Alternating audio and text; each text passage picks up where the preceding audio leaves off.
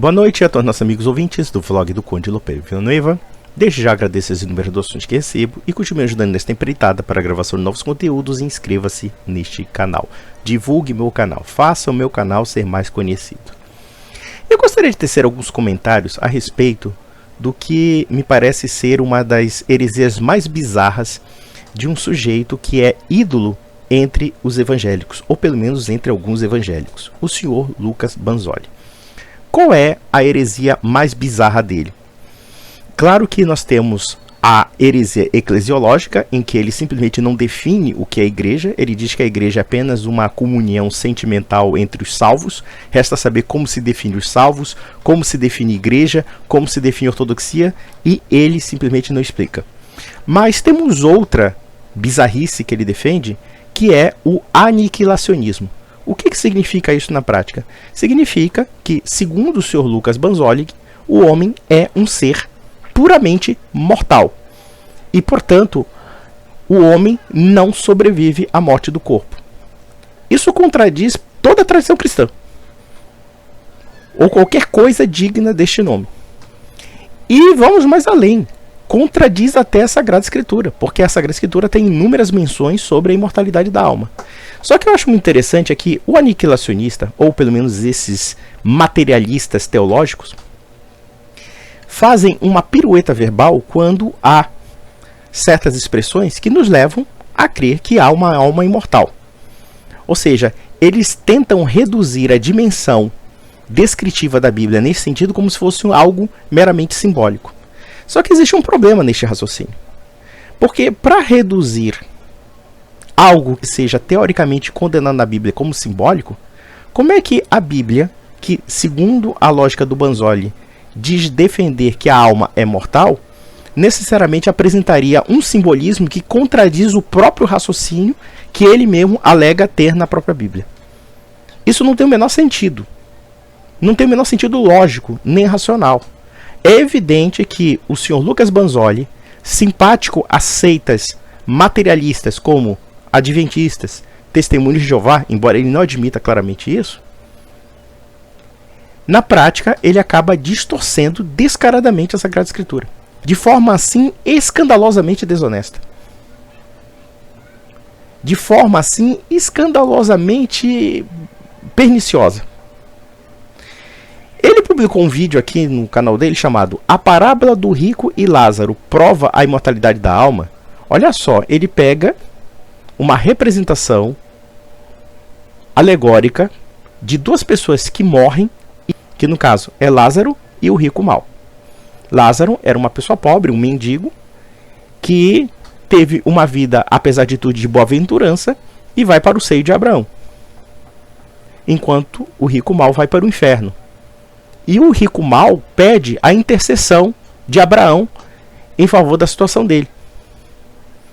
Então nós temos uma definição clara de duas pessoas mortas conversando. Nós temos Abraão e nós temos o rico mau. Mas segundo Lucas Banzoli, aquilo é apenas uma paródia.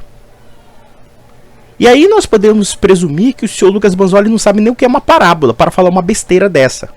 E isso sem prejuízo de outros vídeos, que eu também vou fazer os seguintes comentários, tal como Apocalipse capítulo 6, versículo 9, em que ele diz que as almas dos mortos por amor a Cristo, no altar do Cordeiro esperando o dia do juízo, na verdade não é a alma dos mortos, segundo ele. Na prática, ele tira a teologia da bunda dele, porque o texto bíblico é claro com relação a isso. No entanto, quando o herege quer enxertar ideias completamente contraditórias, então ele precisa relativizar o texto bíblico. Isso é a sina do herege. O herege, ele não é só a escritura, ele não é só a porra nenhuma, ele é somente a opinião dele. Basicamente isso. Vamos fazer os seguintes comentários, deixa eu ver, 1:25. Vamos fazer os seguintes comentários para ver o quanto ele é ridículo. E isso porque nós vamos chegar a um outro ponto que envolve até mesmo a eclesiologia cristã. Porque o aniquilacionismo demole não somente o texto bíblico em si mesmo, como demole a própria eclesiologia. E eu vou contar por que isso. Vamos lá. Professor Lucas, eu tenho mais aqui 2 versos, eu escolhi 3, né? Esse foi o primeiro. São 3 versos que são muito usados pelos imortalistas, né? e você já destrinchou o primeiro. Agora vamos para o segundo aí. Na verdade, não é uma passagem, né, uma parábola, né? Eu entendo que é uma parábola. E embora alguns deles dizem que não é, mas é a parábola. Os maiores teólogos já dizem que é parábola e muitos moralistas concordam, né? Esse cara não sabe o que é parábola. Eles acham que parábola é uma história de mentirinha. Mas vamos ver o besterol desses dois otários aí. Vamos ver a besteira. O rico e Lázaro. Essa aí é muito usada para dizer, olha, tá vendo ali, né, para dizer que existe uma doutrina, né, do tormento eterno, de que, enfim. Como é que você entende isso aí, meu amigo? A parábola do rico e Lázaro. Vamos ler aqui o texto que diz, Lucas 16, 23 e 24. No Hades, onde estava sendo atormentado, ele olhou para cima e viu Abraão de longe com Lázaro no seu seio. Então clamou, Pai Abraão, tem misericórdia de mim e manda que Lázaro molhe a ponta do dedo na água e refresque a minha língua, porque estou sofrendo muito neste fogo. Olha que coisa interessante, né?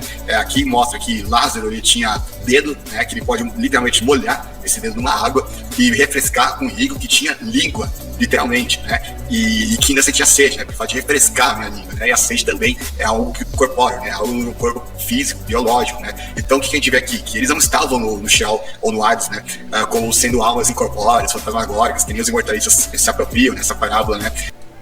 Para endossar o ensino deles. Não, eles estavam ali fisicamente, eles estavam ali com o corpo físico que tinha língua, que tinha dedo, que sentia sede e assim por diante, né? Olha, eu fico muito impressionado porque o Lucas Banzoli não sabe o que é uma alma. A alma é que dá formato e caráter ao corpo. Isso aí é a filosofia básica, tá? E nós temos que fazer uma releitura porque ele faz, evidentemente, uma leitura porca e ele corta o texto para variar. Vamos pegar aqui, no caso, a parábola do rico mau. No caso, Lucas, capítulo 16, versículo 19. Ora, havia um homem rico e vestia-se de púrpura, de linho finíssimo, e vivia todos os dias regalada e esplendidamente.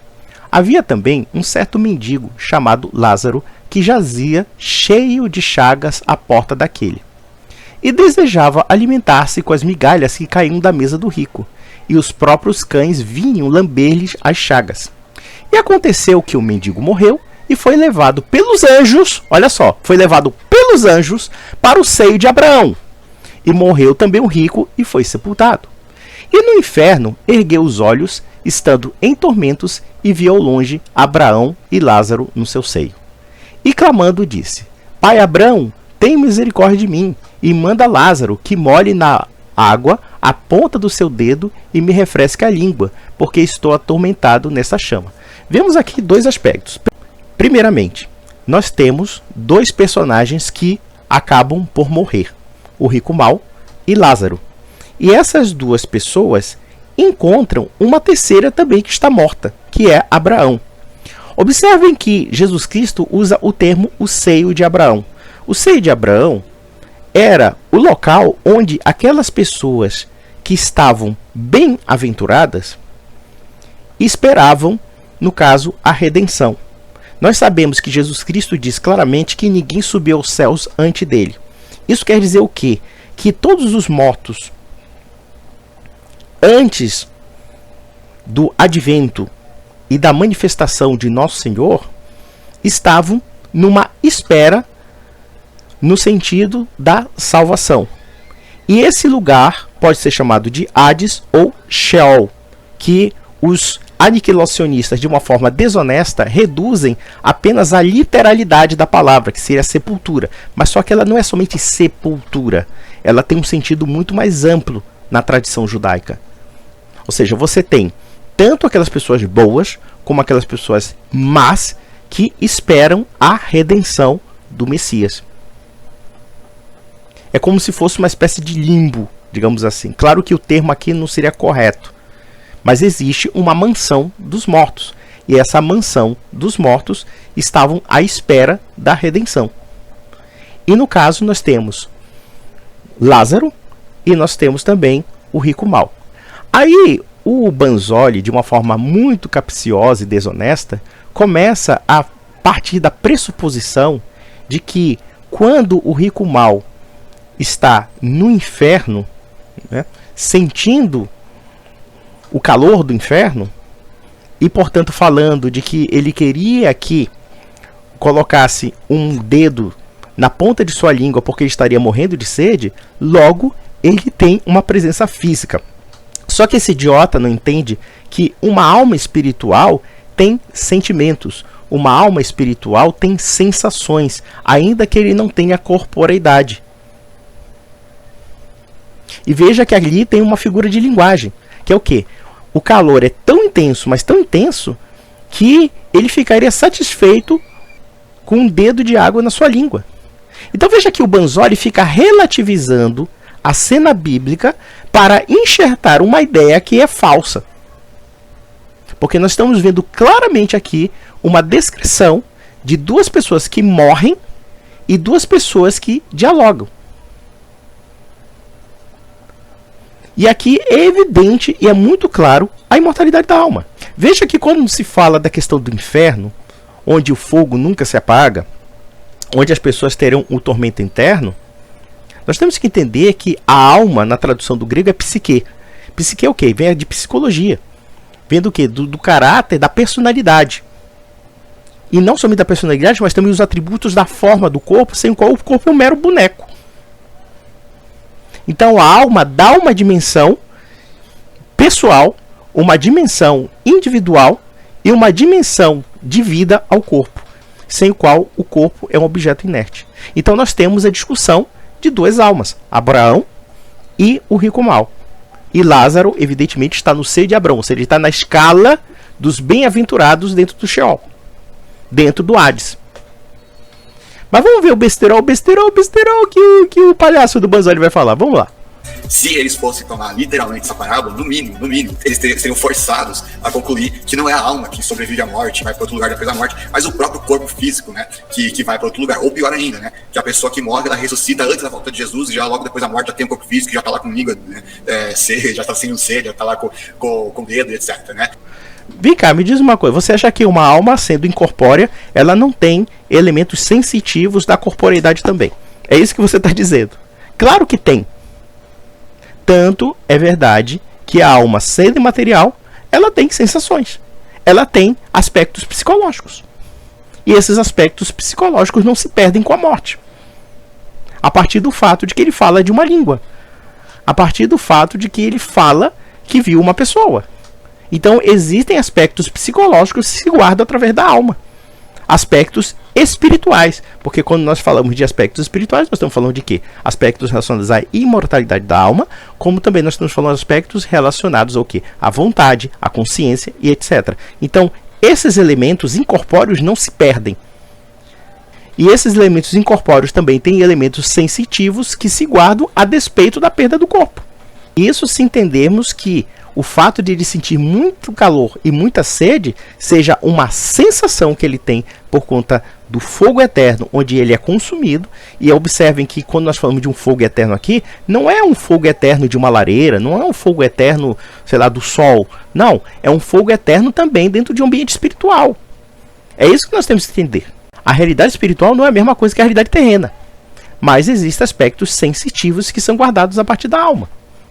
E a parábola do rico mau retrata muito bem isso. Agora, o Banzoli, que já tem uma ideia pré-fabricada de uma ideologia que não tem bases bíblicas, então ele precisa o quê? Ele precisa simplesmente invalidar todos os argumentos relacionados, por exemplo, à parábola. Porque a parábola, é isso que esse pessoal idiota, esse retardado, e esse outro retardado aí que pergunta, os imortalistas colocam esse trecho para provar a imortalidade da alma. Esse pessoal acha que parábola é uma fantasia, parábola é uma coisa fabricada. Não, a parábola tem uma história de fundo, e a partir daquela história de fundo tem uma mensagem subliminar. É evidente que na história da parábola do rico mau, nós temos elementos claros de que a imortalidade da alma é um elemento aceito na premissa do que está sendo pregado ali, e que em nenhum momento está sendo negado. E para o judeu, com exceção dos saduceus, e talvez até mesmo dos samaritanos da época de Cristo, que não acreditavam na imortalidade da alma, porque neste aspecto o senhor Lucas Banzoli é um saduceu puro, é um saduceu total. Mas com exceção desses grupos e talvez alguns grupos outros minoritários, a imortalidade da alma é um elemento na tradição judaica. Um elemento que em muitos aspectos se parece muito com o catolicismo. Isso que é mais interessante. Porque a questão do Sheol como o lugar dos mortos, a morada dos mortos, é um elemento da tradição judaica. Claro que o Banzoli, que é um farsante, porque, olha, quando eu chamo esse cara de farsante, não é para ofender a honra de ninguém, não. É porque este sujeito falseia deliberadamente os fatos. E isso é muito evidente. A começar por uma parábola que é tão óbvia. Vejam que no texto bíblico, Lázaro é levado pelos anjos para o seio de Abraão. O que é o seio de Abraão? Na tradição judaica explica. É o lugar da bem-aventurança no Sheol. Veja que muitas vezes as pessoas dizem que o Sheol é um inferno. Mas só que, claro, que o termo inferno também ele é muito controverso, porque inferno pode se falar inferior, né? Ou seja, onde fica a mansão dos mortos. Mas, no caso, o seio de Abraão é o lugar onde os bem-aventurados, antes do advento de Cristo, esperam a redenção. Mas vamos ver o besterol, Que também não faz mais sentido, que também é antibíblico, né? Então, se esse texto... Antibíblico aonde? O que é antibíblico? Eu acho interessante, o cara distorce um trecho da Bíblia que é muito claro com relação à imortalidade da alma, e aí ele tira uma conclusão oposta a partir do quê? A partir do raciocínio do Lucas Banzoli. Puta que pariu! Se prover alguma coisa, né? Seria a imortalidade do corpo, não a imortalidade da alma. Ai, meu Deus do céu! Se a Bíblia está dizendo que o cara morreu, ele morreu fisicamente. Então não tem o menor sentido de você dizer que aquelas pessoas têm uma realidade corpórea. E que as sensações que nós vemos do rico mal são meramente psicológicas, não são físicas. É isso que a gente tem que entender. Ele não perde os traços psicológicos da vida física. É isso que nós temos que entender. E mesmo assim, tem um outro aspecto que também tem o elemento de que o rico mal, dentro daquela situação de um calor infernal, ele explana uma sensação psicológica e psique, nós temos que entender, da alma, de um sentimento relacionado à sede. Mas vamos, besterol. Isso não prova nada de imortalidade da alma. Inclusive, nem sequer menciona a alma ou espírito em lugar nenhum da película, né? Vamos ver o besterol, vamos ver. Olha aqui. E aconteceu que o mendigo morreu e foi levado pelos anjos para o seio de Abraão. E morreu também o rico e foi sepultado. A pergunta que não quer calar é: o que é que foi levado do mendigo? A alma do mendigo. Porque o corpo foi sepultado. Olha, Banzoli, você inventa argumentos que não tem o menor sentido no texto bíblico. Não tem o menor sentido o que você está falando. Ah, não tem nenhuma menção à alma. Não precisa. Precisa você me responder a seguinte pergunta: como é que essas pessoas sobreviveram à própria morte? Ora, eles estão mortos, mas estão conversando. Então o que está conversando dentro desse morto? O que está conversando? É a alma desse morto. É algum componente que sobreviveu à morte. Isso aí é uma coisa que está muito evidente no texto bíblico. Ninguém precisa descrever que há uma alma sobrevivente. Apenas dizer: o fulano morreu e foi para o seio de Abraão, que é, no caso, o Hades ou então o Sheol. E que no seio de Abraão, segundo a compreensão de uma certa tradição judaica, ou de inúmeras tradições judaicas, porque varia essas tradições, era o quê? Era o lugar onde os mortos esperavam a redenção. Ou então esperavam o dia do julgamento. E que haveria, e isso, claro, varia conforme certos tipos de interpretação, haveria, no caso, uma situação de bem-aventurança relacionada aos justos e uma situação ruim com os injustos. Tanto é verdade que eu vou citar, por exemplo, 1 Pedro, capítulo 3, versículo 18 e 19. Olha só aqui como é a descrição do Sheol. O próprio Jesus Cristo foi para a mansão dos mortos. Veja isso aqui. Porque também Cristo padeceu uma vez pelos pecados, o justo pelos injustos, para levar-nos a Deus, mortificado na verdade na carne, mas vivificado pelo Espírito, no qual também foi e pregou aos espíritos em prisão, os quais no outro tempo foram rebeldes, quando a longanimidade de Deus esperava nos dias de Noé, enquanto se preparava a arca, na qual poucas, isto é, 8 almas se salvaram pela água. Veja que aqui nós temos o quê? O que são os espíritos em prisão? E evidentemente ele fala que 8 almas se salvaram pela água, ou seja, ele está falando nos dias de Noé, no caso do dilúvio. Isso significa o quê? Aquilo que você vê no credo apostólico, ou seja, desceu na mansão dos mortos, ou desceu aos infernos. Claro que infernos aqui não no sentido do inferno como entendemos, por exemplo, um lugar onde aquelas pessoas estariam danadas para sempre. Não, não nesse sentido. Então veja que aqui nós temos uma prova da imortalidade da alma. Esses espíritos em prisão estão mortos, ou pelo menos estão na morada dos mortos, ou então na mansão dos mortos, ou no Sheol, ou no Hades, como você quer chamar. É interessante que os ditos mortalistas adoram alardear Eclesiastes para dizer, por exemplo, que os mortos não respondem nada, que os mortos estão, sei lá, numa situação de sepultura e assim sucessivamente. Vamos analisar aqui porque ele vai usar esse argumento, mas mostra que ele é um idiota mesmo. E pior, se você for tomar esse texto literalmente, ao pé da letra, como eles querem, você seria forçado a concluir, então, que do céu e do inferno as pessoas conseguem conversar, dialogar, trocar um bate-papo, assim, né, uma boa, assim, né? Imagina o cenário, né? Você tem um filho ou uma filha que, por alguma razão, não foi salvo, né? Ou não foi salva, e aí depois, após a morte, você não apenas vai ver diante dos seus olhos, né? A sua filha torrando, queimando viva lá no outro lado, diante dos seus olhos, né? Imagina o quanto que a experiência seria bacana para você no céu, né? Ver o seu próprio filho queimando na sua frente, e pior, você ainda poderia bater papo com ele lá do outro lado, né? E sem ter nada que você possa fazer para reverter ou para atenuar a situação dele, né? Sabe o que eu acho interessante? O texto bíblico fala desse diálogo.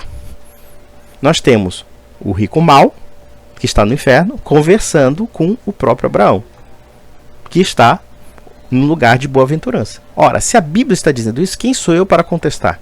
Agora, se você não aceita, Banzoli, se você tem um problema com a realidade bíblica e você distorce a realidade bíblica transformando aquilo numa alegoria, e observe que é interessante, porque se a imortalidade da alma pode ser pregada como alegoria, então isso contradiz claramente o aniquilacionismo. Porque se a Bíblia é aniquilacionista, então ela não vai usar aquilo como alegoria.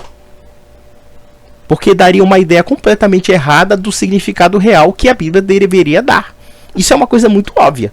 Mas eu acho interessante qual é a resposta final que ele vai concluir com relação a Jesus Cristo. Vejam o grau de puerilidade e irresponsabilidade. E depois vocês evangélicos aí que defendem esse cara, vocês devem ter vergonha na cara.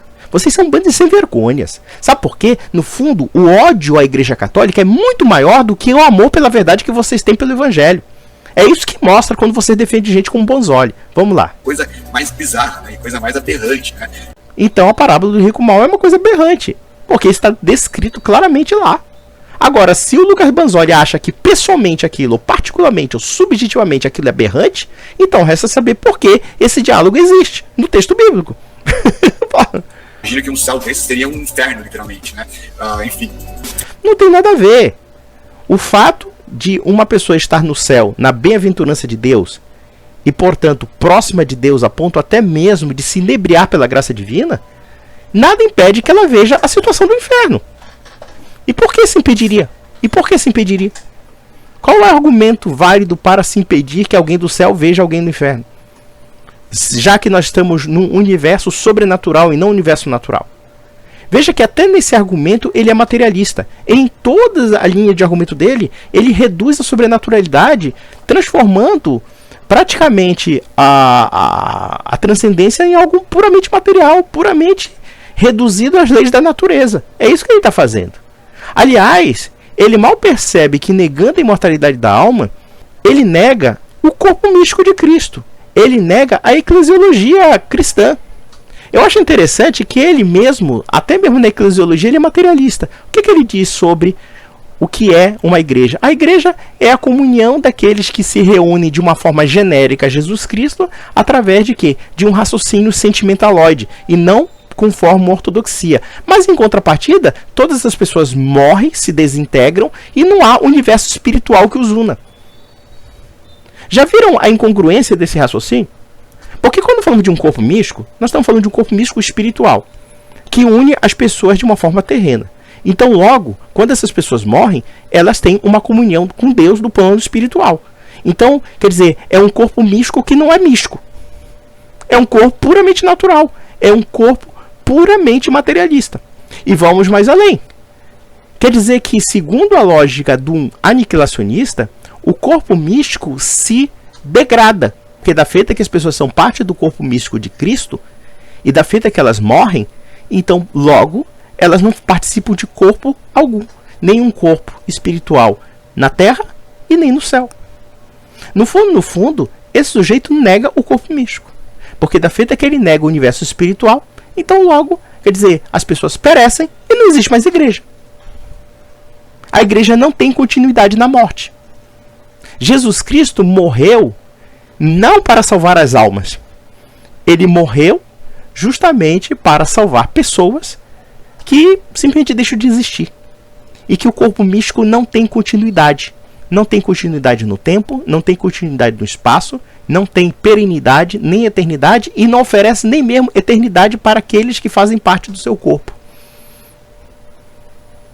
Não é por acaso que este picareta chegue à conclusão de que a igreja é apenas uma associaçãozinha sentimental, como, sei lá, a reunião do Woodstock. Como a reunião do Woodstock, paz, amor, tolerância, sentimentalismo, etc. Ortodoxia que é bom nada. E isso porque esse mentecapto diz que a igreja católica é herética. Herética em relação ao quê? Herética em relação ao senhor Banzoli, que é o centro da verdade, a coluna e o fundamento da verdade, a casa do Deus vivo. Ele que tem o poder de ligar e desligar e outras coisas a mais que ele mesmo se julga como tal. Vamos lá. Então, e aí vai ter alguns que vão falar, não, mas que eles não vão se lembrar, você não vai saber que era seu filho, né? Pra você vai ser como se fosse um estranho, né? Aquela teoria da amnésia celestial, né? Mas aí isso a própria parábola refuta essa ideia, né? Porque ela fala ainda, o rico, ele se lembra que tem 5 irmãos, ele pede que Abraão, mãe de Lázaro, voltava a pregar para esses irmãos, né? Então ele não esqueceu de nada, não, né? Todo mundo estava perfeitamente ciente, não tinha ninguém com amnésia, né? Então a conclusão que a gente deveria chegar é isso: depois da morte, você pode, quem tá no inferno pode bater papo com quem tá no céu, você consegue entender perfeitamente o que o outro tá falando, mesmo tendo um grande abismo de distância, e mesmo tem um monte de gente gritando, torrando ali no inferno, né? E sem falar de outras bizarrices, né? Olha a ponta do dedo na água, porque ela falou pra encher a mão de água. A gente chega à conclusão de que a bizarrice está no próprio texto bíblico. Porque é isso que ele está dizendo. Ele está dizendo que o texto é bizarro. Porque o texto é literal quanto a isso. Então ele está criando um sentido que não está no texto bíblico, porque ele mesmo acha bizarro, no caso Lucas 16, versículo 19, que é a parábola do rico mau. E por que isso? Porque ele não aceita. Como ele quer justificar uma premissa que não tem bases bíblicas, então resta ele o quê? Ele invalidar o próprio texto bíblico. Invalidar a própria história, dizendo, a história não é real. A história é muito bizarra para ser real. Ué, é bizarra por quê? Porque não está sendo dito que é bizarro. Está sendo claramente descrito uma situação de fato do quê? Da realidade post-mortem. E em nenhum trecho desse texto esse acontecimento é negado. Nenhum trecho desse texto. Vamos lá. Água, né? Não é só ponto dentro da água, porque refrescar só a língua, esse corpo inteiro tá queimando, torrando fogo, né? Ele não entende o que é um aspecto simbólico, porque quando ele diz que uma pontinha do dedo para refrescar sua língua, quer dizer, poderia até satisfazê-lo, é porque realmente o calor, ou pelo menos o sofrimento dele, é uma coisa insuportável. Ele não entende nem mesmo um aspecto que está na alegoria de um texto real, que é, no caso, uma parábola explicando uma situação post-mortem. Que carinha, sabe? Olha, eu vou dizer uma coisa. Eu vou apontar o dedo para cada evangélico que defende um cara desse. Se você defende um cara desse, eu não respeito você intelectualmente. Eu não tenho o menor respeito intelectual para você, meu amigo. Porque eu acho que você realmente quer se enganar. Ou você quer enganar alguém acreditando nesse sujeito. Mas vamos lá. Que diferença faria isso na prática, né? Provavelmente essa gota iria evaporar antes de chegar lá no rico, né? Mesmo que chegasse, que iria adiantar se ele tá com o corpo inteiro queimando, né? Enfim. Ele parece um ateu refutando uma situação psicológica de uma alma, né? Que está sendo descrita, ou seja, que ele queria pelo menos que houvesse uma ponta do dedo com uma água na sua língua. Aí ele disse, não, mas isso aí, sabe o quê? É porque isso aí não é muito literal, é porque isso não existe, isso é uma história bizarra. Mas olha, se você acha que a história é bizarra, o problema é seu. Foda-se a sua opinião. Sua opinião não vale nada perante a cristandade. Você é apenas uma pessoa que tem uma mania de aparecer criando controvérsias inúteis e falaciosas. E eu diria fraudulentas. O Israel Azevedo leu sua obra em defesa da sua escritura. Ele tem essa obra sua. Ele presenciou você adulterando textos da patrística. Inclusive, eu vou tentar trazer de novo Israel para a gente fazer comentários sobre esse texto. Porque isso é muito grave o que você está fazendo. É muito grave. Isso mostra que você, lamentavelmente, é uma pessoa desleal com o seu público. Com o seu público evangélico, com o seu público protestante.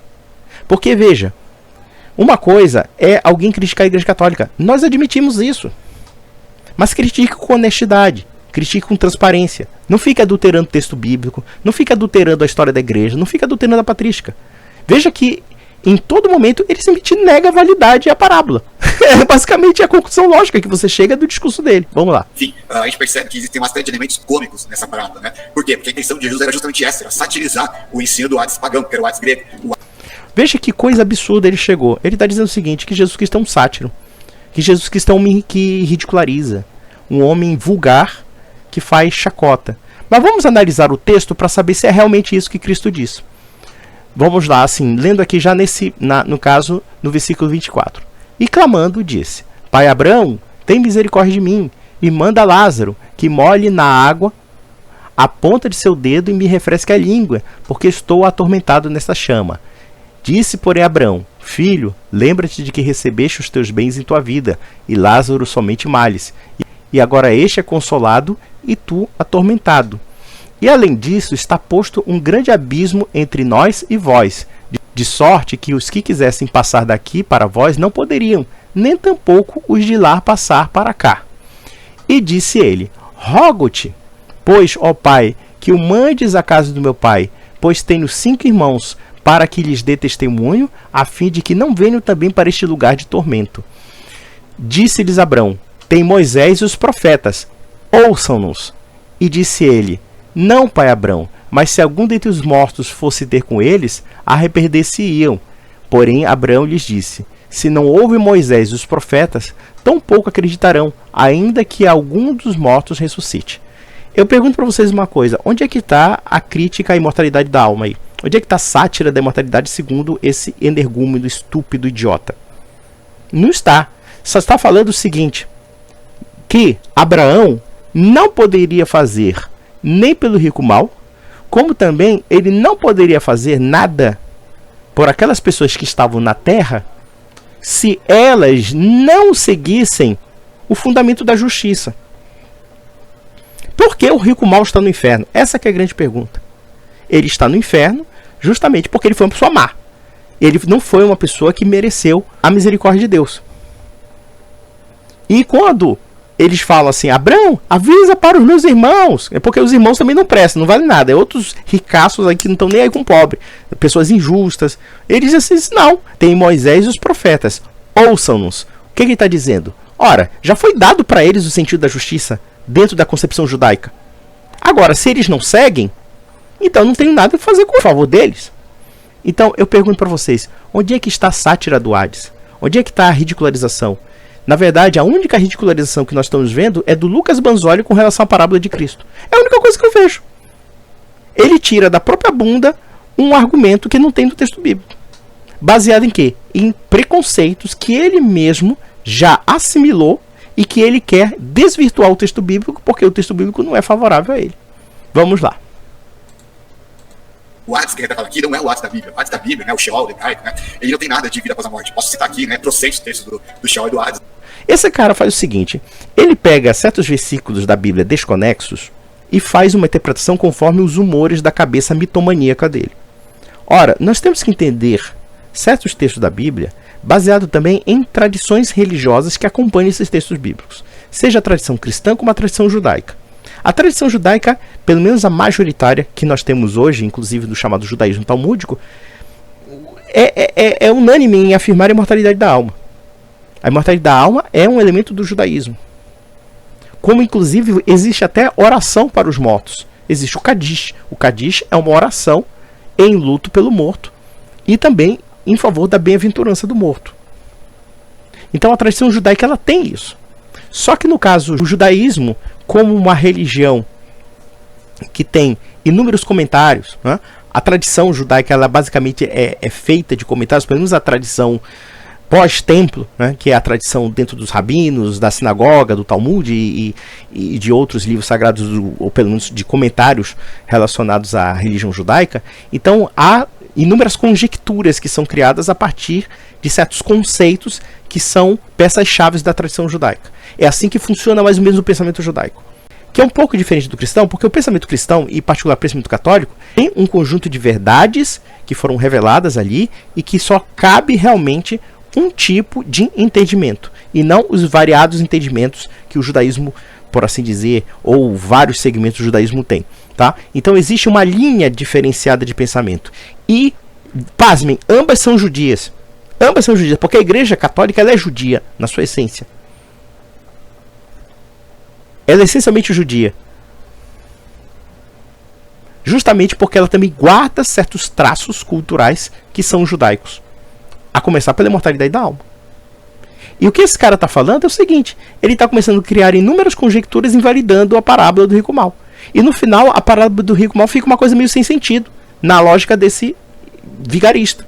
Porque não tem outra palavra para chamar isso. É uma vigarista monumental, pô. Vamos lá. No Novo Testamento, no Antigo Testamento, onde claro e nitidamente está falando que não existe nada ali. Vou citar só um texto aqui, né, só para não ficar só no discurso. Eclesiastes 9:10 vai dizer o seguinte: o que essas moças tiverem que fazer, façam com toda essa força. Pois na sepultura aqui, aí ele vem traduz como sepultura, mas no hebraico está lá Sheol, né, que é justamente o Hades do Novo Testamento. Pois no Sheol, para onde você vai, não há atividade, nem planejamento, não há conhecimento, nem sabedoria. Veja aqui uma coisa interessante. Nós temos que saber que o texto de Eclesiastes é uma reflexão sobre a vida terrena, tá? E quando nós pegamos a palavra Sheol, nós temos que entender que a palavra Sheol ela tem múltiplas facetas. Ela não é somente no sentido de sepultura. Embora o sentido original seja sepultura, mas ela tem outros sentidos. Não é por acaso que Hades, no grego, é uma aproximação de Sheol. Inclusive, já que ele citou Eclesiastes, nós podemos refutá-lo basicamente que Eclesiastes, fazendo uma descrição da realidade terrena, da efemeridade das coisas que nós vivenciamos, inclusive do fato de que os mortos não fazem nada mais nesta vida, nós temos um trecho bíblico aqui que desmonta claramente a ideia de que Eclesiastes seria um texto aniquilacionista ou mortalista. Vamos lá. Lembra-te também do teu Criador nos dias da tua mocidade, antes que venham os maus dias, e cheguem os anos dos quais venhas dizer: não tenho neles contentamento.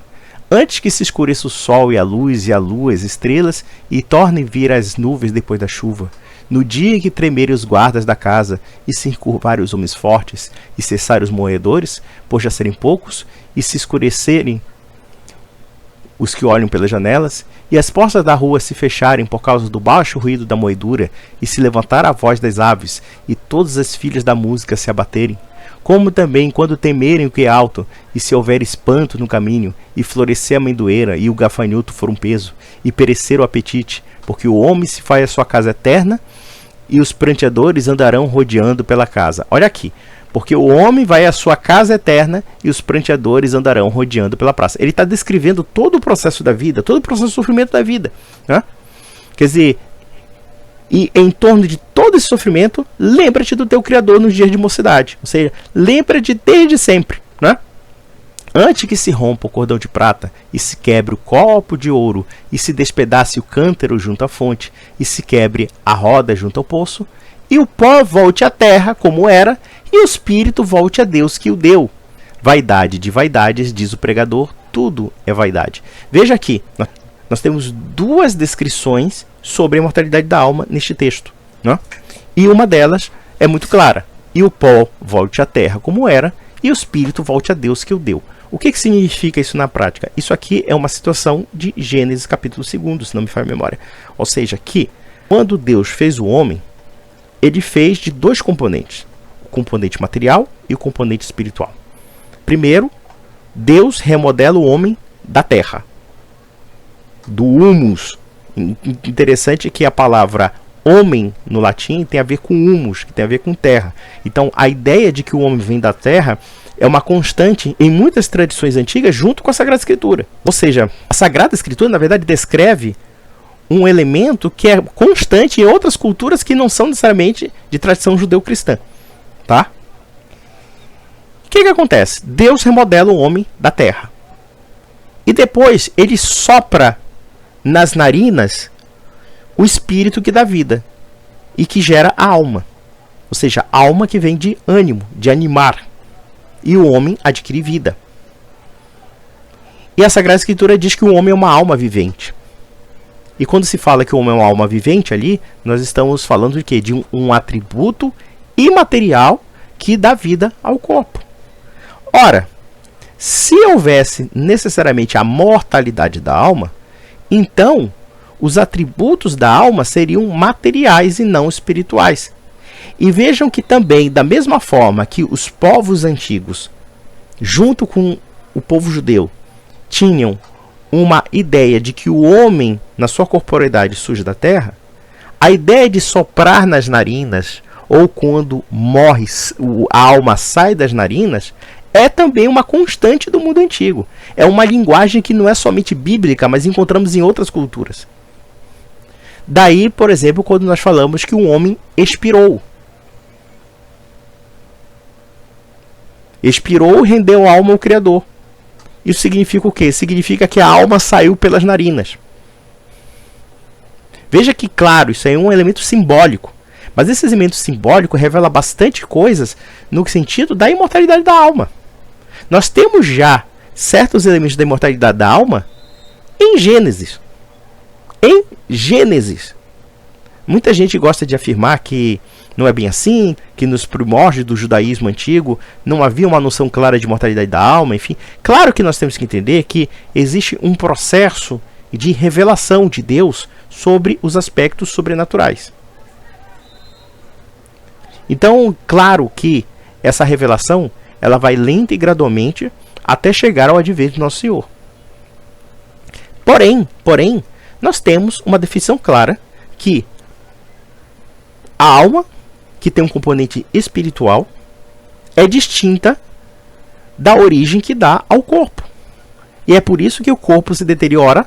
E quando nós lemos aqui que o espírito se volta a Deus, é interessante que os mortalistas criam um conceito que é gnóstico. Que ele diz o seguinte, olha, o espírito é uma espécie de substância que se volta para Deus no âmbito da sua natureza. Cara, isso é puro gnosticismo. Porque, na verdade, quando Deus sopra nas narinas de Adão e Adão adquire vida, existe uma formação de uma alma individual. Evidentemente que Deus atua sobre o homem através da graça, atua sobre o homem através dos componentes espirituais, mas esses componentes espirituais são distintivos da natureza divina. Da feita que vocês afirmam que esse espírito é uma espécie de substância de vida que volta para Deus, vocês estão, primeiro, negando a individualidade da pessoa. Segundo, vocês estão dizendo, caindo num gnosticismo grave, de que cada ser humano, na sua vida espiritual, é uma partícula do divino. Isso aí é hinduísmo, isso aí é Kabbalah. Isso eu encontro na Kabbalah, por exemplo, nos textos de Isaac de Lúria, basicamente existe essa visão gnóstica. Essa visão de gnóstica de que cada individualidade é uma fragmentação da unidade substancial que existia entre Adão e Deus. Então todas as individualidades são ilusórias no sentido de que tem que buscar uma unidade substancial em Deus, né?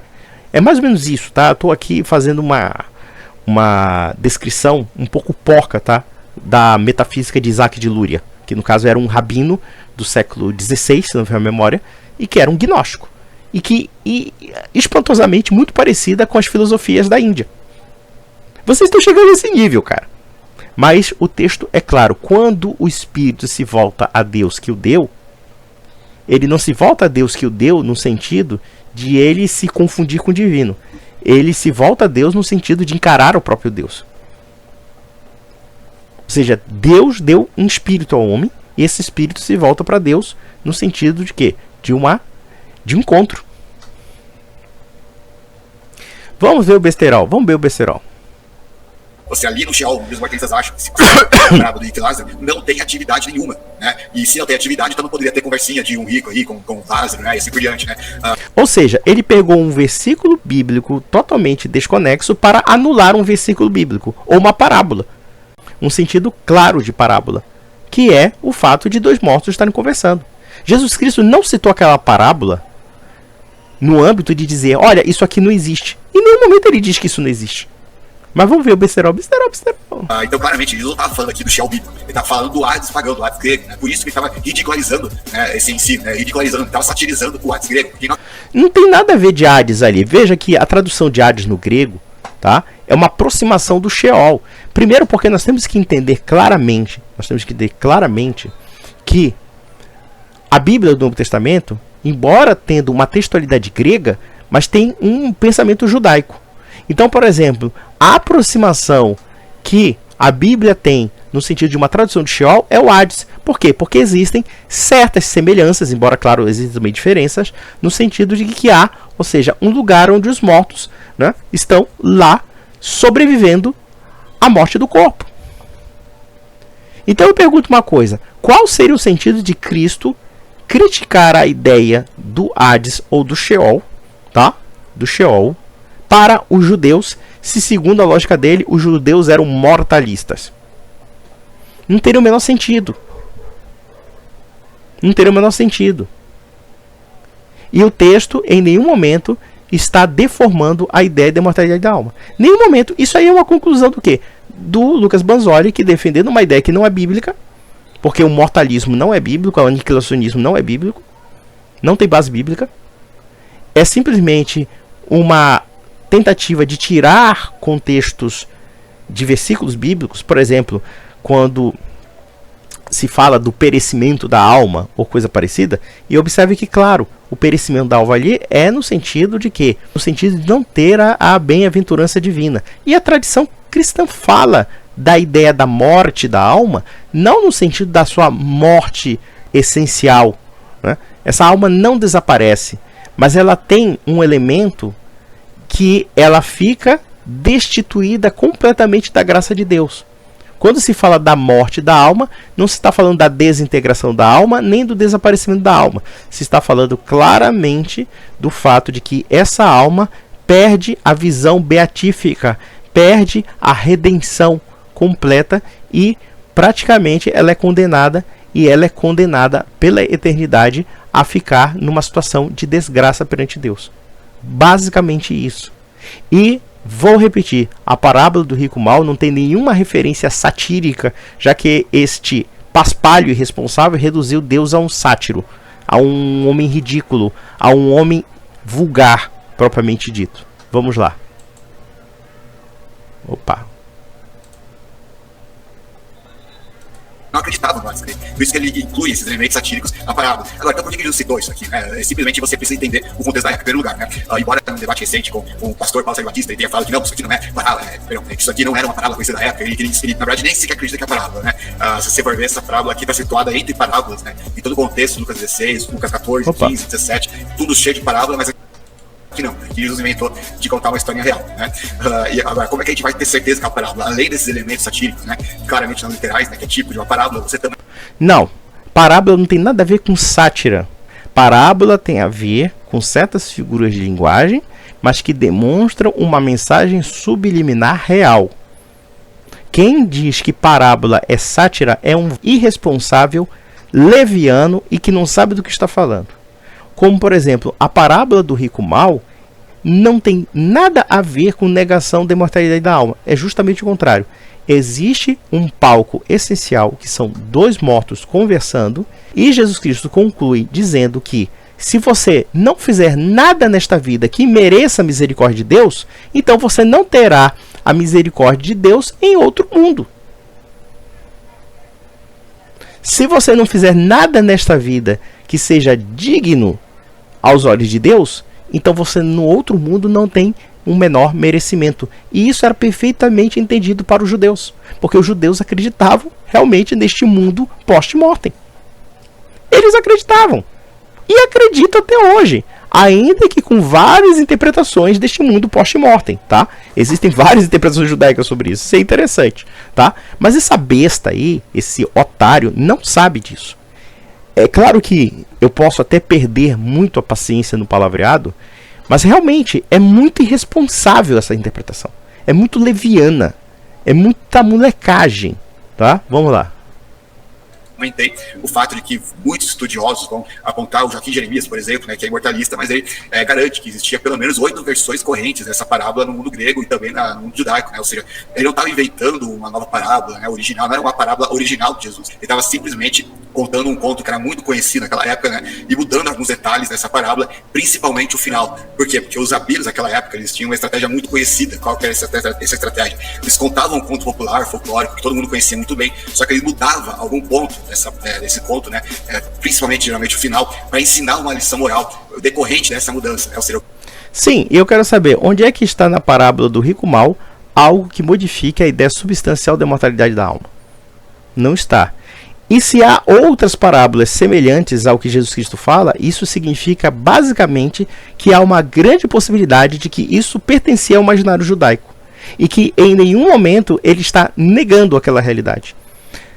Mostre-me em Lucas onde essa realidade é negada.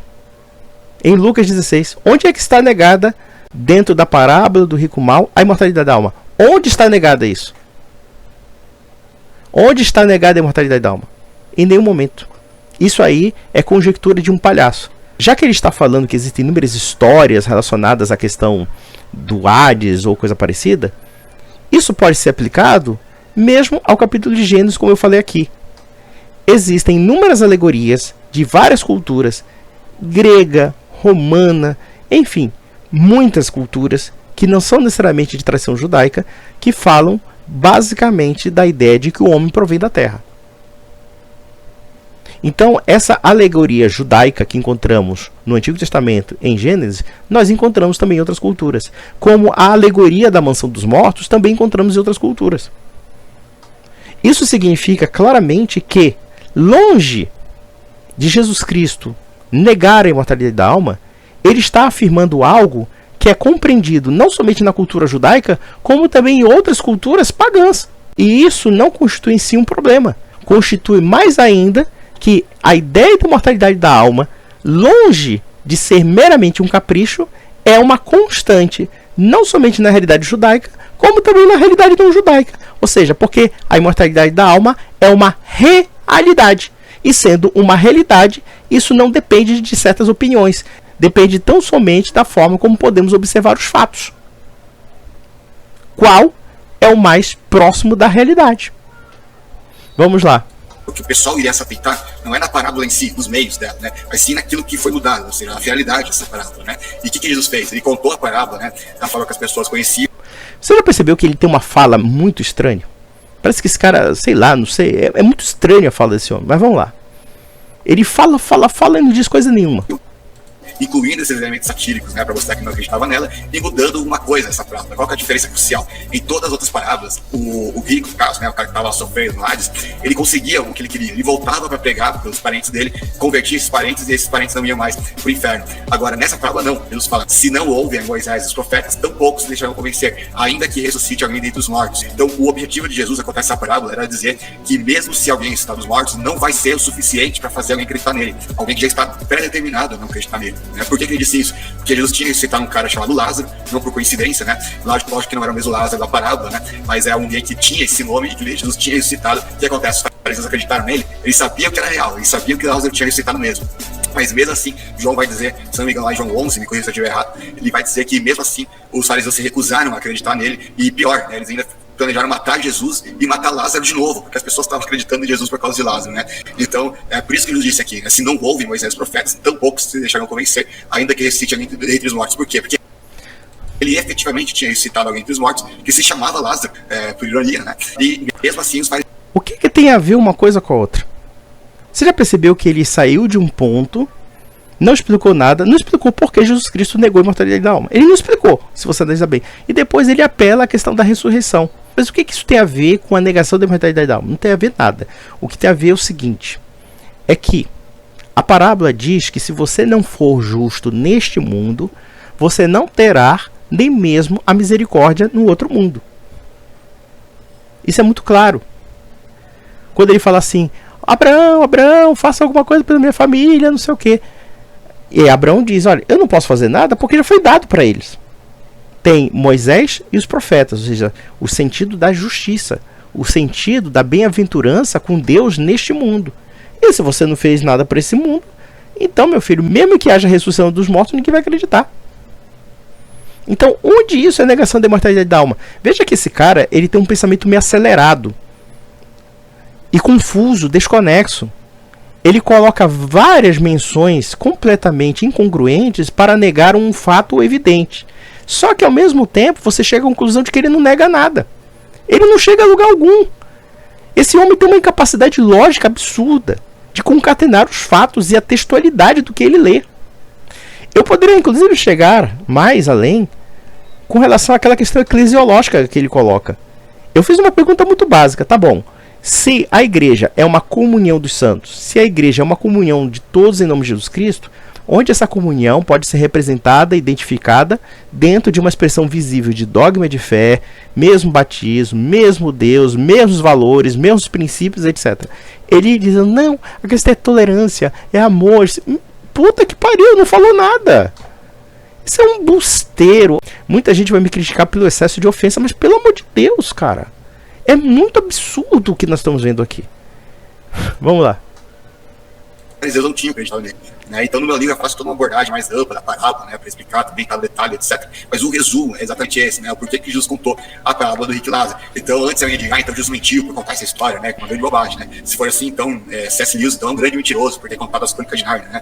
Todo mundo que escreve ficção, então, é mentiroso. Você não pode... Meu Deus do céu. Eu não entendi. Veja. Ele não explica sobre o assunto, ele não explica por que a imortalidade de alma é negada ali. Não existe nenhuma textualidade que diga que ele tenha negado aquilo. Ele pegou uma alegoria que era bastante conhecida, ou seja, de que a imortalidade da alma era um consenso, ou pelo menos alguns grupos judaicos, até mesmo de tendência majoritária dentro do judaísmo da época de Jesus Cristo, acreditavam na imortalidade da alma, tá? E ele pegou um exemplo para falar do quê? De um homem que, sendo injusto da terra, não tem a misericórdia do céu porque não foi misericordioso com ninguém.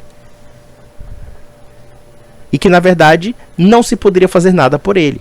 E que aquelas pessoas que quisessem realmente viver conforme a justiça, tinham que viver conforme a justiça divina.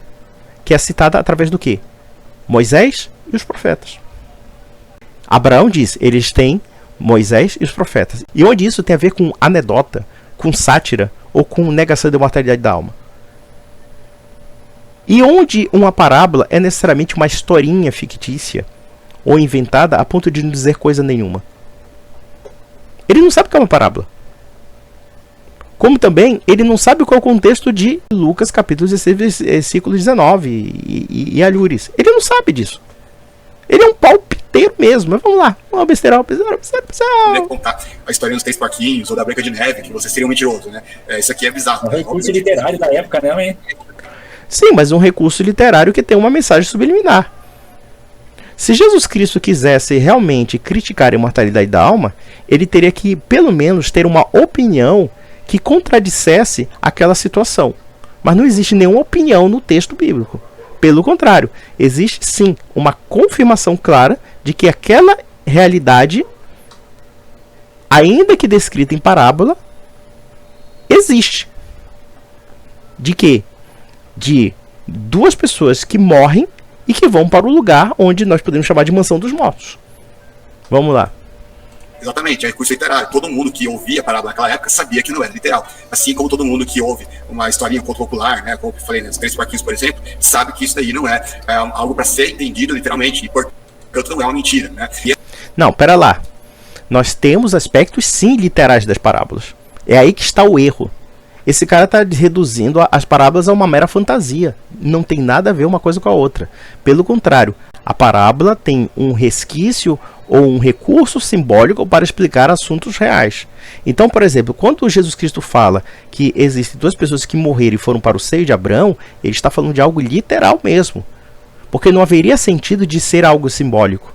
E por uma razão muito simples. Porque se, vamos analisar uma coisa, se ele está afirmando que a Bíblia é aniquilacionista, então como é que você usa um recurso simbólico que contraria o aniquilacionismo? Isso não tem sentido. E mais, para os judeus, a compreensão da imortalidade da alma, com exceção de alguns segmentos judaicos, como os saduceus, até mesmo talvez os samaritanos, porque os samaritanos tinham uma Bíblia, né, que era a Torá estrita, e quem seguia a Torá estrita e negava a Tanar, de fato tinha uma tendência a negar certos pontos que você não encontra nos 5 primeiros livros da Bíblia. Então, com exceção desses segmentos, e poderia também ser outros, tá, que eu não caberia aqui lembrar, mas no geral, a ideia da imortalidade da alma é um elemento judaico.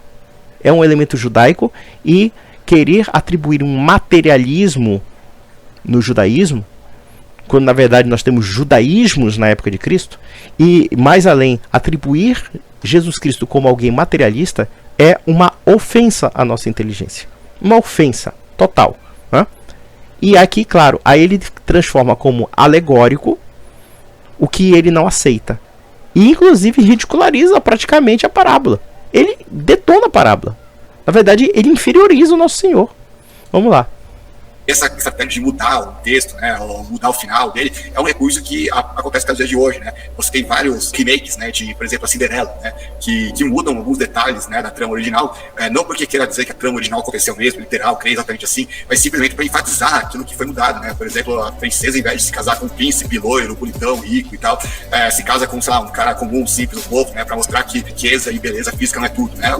Uma possível, né, a mudança de final, para ensinar uma lição moral, né? É mais ou menos isso que Jesus fez aqui nessa ocasião da parábola do rico e Lázaro, né? Ele não estava endossando o ensino da imortalidade da alma, e por isso mesmo que ele parodiou, né? Colocou eles com o corpo físico ali no Hades, né? E com uma série de consistências lógicas, né?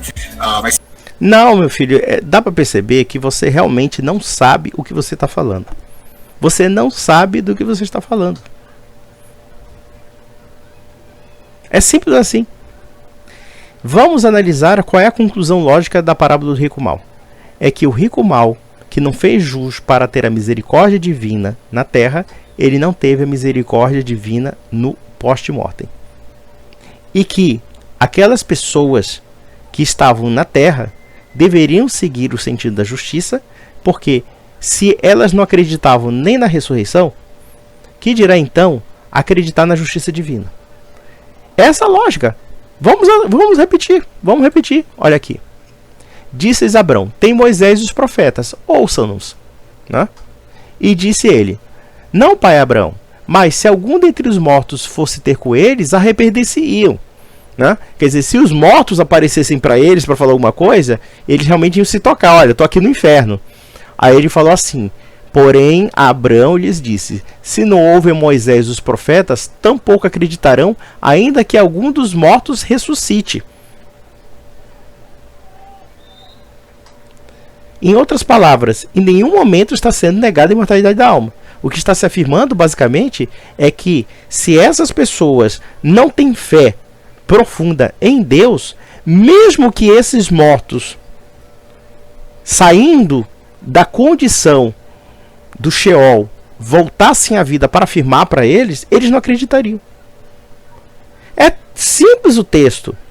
Não há nenhuma negação da imortalidade da alma aqui. Onde é que está negando a imortalidade da alma? Meu Deus do céu, que palhaçada. Vamos lá. Sim, para mudar o final e fazer a lição que ele queria passar. Muito bem explicado. Olha, as fábulas de Esopo, eu gostava muito das fábulas de Esopo. Ele é Esopo, eu não sei como é que fala isso, mas tinha uma aplicação muito legal, tinha ali uma lição de moral, né? Agora ninguém vai tomar aquilo ali de forma literal, né? Mas tinha um ensinamento muito bacana para a vida, né? Professor Lucas, eu tenho mais aqui Meu Deus do céu, quanta besteira. Olha, muita gente fica possessa comigo, porque às vezes solta os palavrões, às vezes manda tomar naquele lugar, coisa parecida. Mas, pelo amor de Deus, cara, tem certos aspectos que a tolerância tem limites. E eu fico particularmente escandalizado com certas opiniões teológicas que são vergonhosas para uma pessoa minimamente sensata. Então, no meu humilde entender, é muito irritante ver a má fé, a maledicência e a desonestidade intelectual militantes em nome da vaidade humana. Porque nós estamos falando de coisas sagradas. Nós estamos falando de questões relacionadas à fé e à salvação. E da feita que nós temos levianos e irresponsáveis e moleques que querem salvaguardar sua vaidade pessoal para criar conjecturas falaciosas, então evidentemente que essas pessoas são objetos de pesadas críticas e de nossa mais completa repulsa. Então, meus amigos, fica para a próxima e eu vou gravar mais outro vídeo do Manzoni em que ele fala de Apocalipse capítulo 6, versículo 9. Aquilo ali foi cômico, para dizer o mínimo. Vamos lá. Um grande abraço.